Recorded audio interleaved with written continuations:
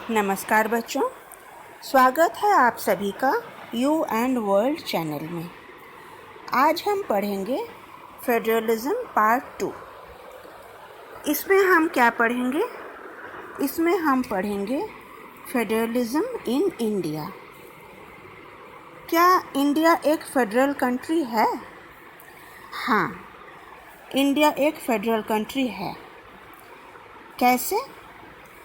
जो special features federalism के हैं वे सब इंडियन कॉन्स्टिट्यूशन में मौजूद हैं। पिछले वीडियो में हमने ये देखा था कि फेडरलिज्म के 4 स्पेशल फीचर्स होते हैं।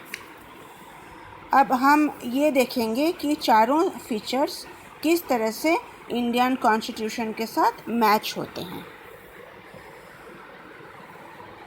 पहला फीचर क्या है? पहला फीचर है फेडरलिज्म में 2 या 2 से ज़्यादा लेवल्स ऑफ गवर्नमेंट या टायर्स ऑफ गवर्नमेंट होते हैं। क्या ऐसा इंडियन कॉन्स्टिट्यूशन में है? हाँ, बिल्कुल है। इंडियन कॉन्स्टिट्यूशन में originally 2 tier system of government का प्रोविज़न था।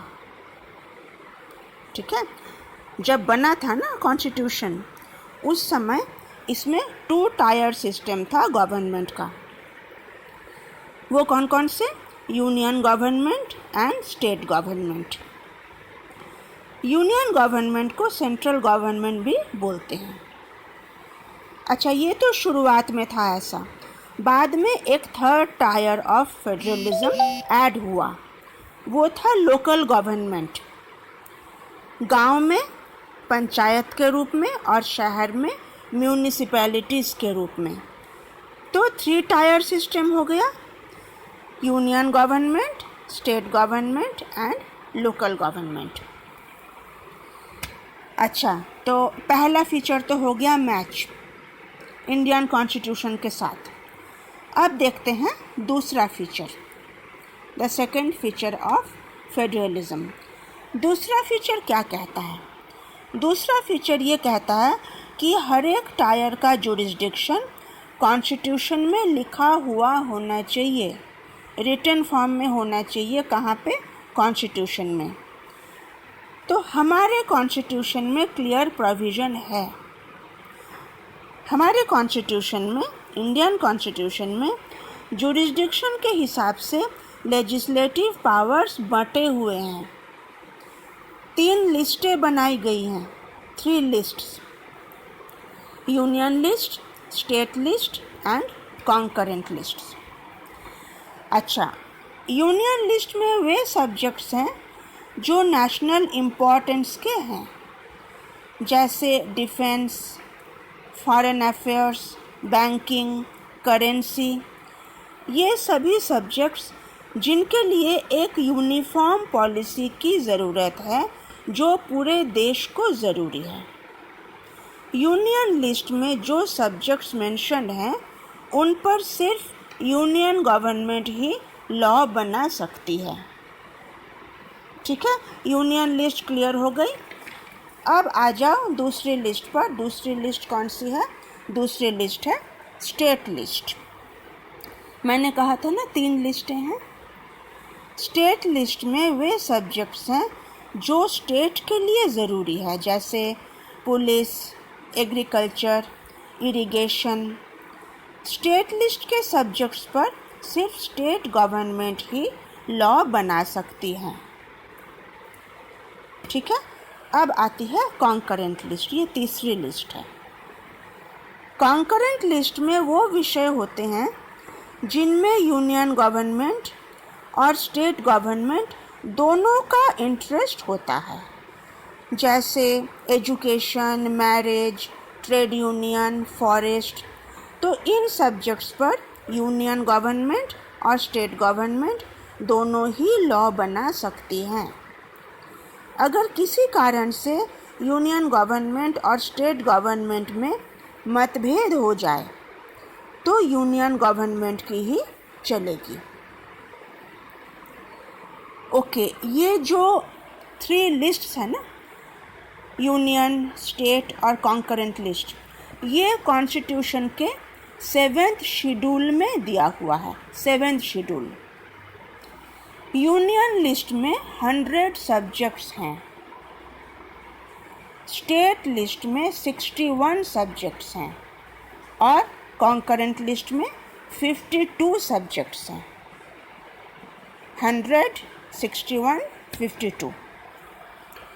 अच्छा, अब उन सब्जेक्ट्स का क्या करेंगे जो इन तीनों लिस्ट में नहीं आते?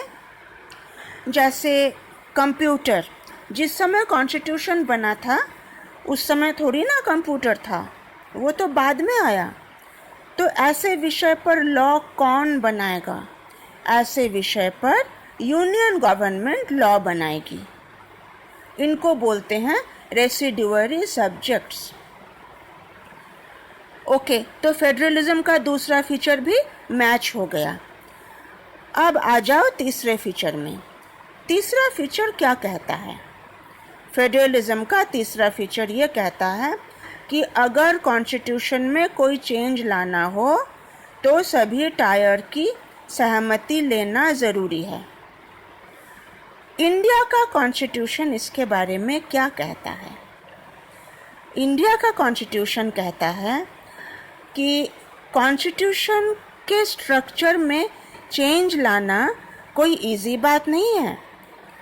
पार्लियामेंट अकेला ये चेंज नहीं ला सकता।